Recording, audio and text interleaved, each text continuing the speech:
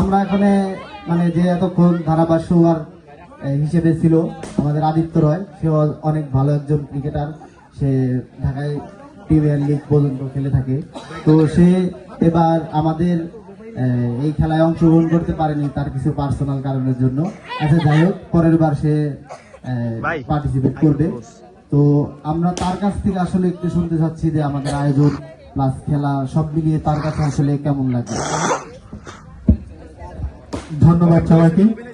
আসলে এনপিএল একটি ঐতিহ্যপূর্ণ খেলা।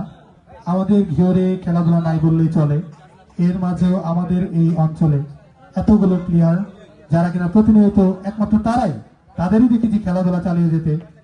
যখনই সময় পেয়েছে, জায়গা পেয়েছে, যতটুকু পেয়েছে তারা খেলাধুলা বজায় রেখেছে। যথেষ্ট পরিমাণ বড় বড় ভালো প্লেয়ার আমাদের এখান থেকে তৈরি হয়েছে এবং আপকামিং অনেক রাইজিং স্টারও আছে। তো আমি চাই খেলাধুলা তারা চালিয়ে যাক। আর আমাদের এনপিএল নিয়ে বলার কিছু নাই।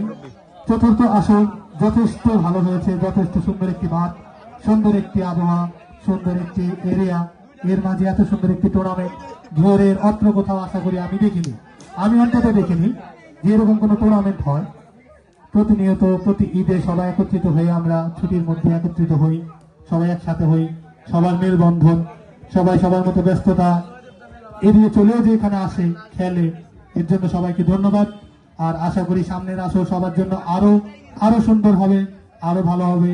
এই বলেই আমি আমার বক্তব্য শেষ করছি, কারণ চূড়ান্ত ফাইনাল হবে এখন। ধন্যবাদ।